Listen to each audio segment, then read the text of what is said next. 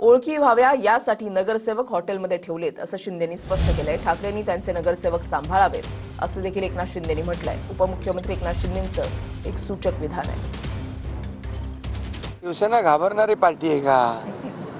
शिवसेनेला लोक घाबरतात। आणि तुम्हाला सांगतो, आम्ही नवीन निवडून आलेत नगरसेवक, नवीन एकत्र बाबा चला ओळखी पाळकी बोलणं चालणं, एक दुसऱ्याचं विचाराचं देवाणघेवाण, बाबा काम कसं करायचं त्या बाबतीमध्ये मार्गदर्शन होतं आहे। बाबा कसे प्रस्ताव बनवणे, कसं आपलं निधीचं प्रोव्हिजन करणे, या सगळ्या गोष्टी आहेत। आणि एकत्र सगळ्या ठेवल्याने काय त्याच्यामध्ये असं काही नाही। मला यांना भेटायचं होतं येऊन, उद्या गट फॉर्मेशन करायचं आहे।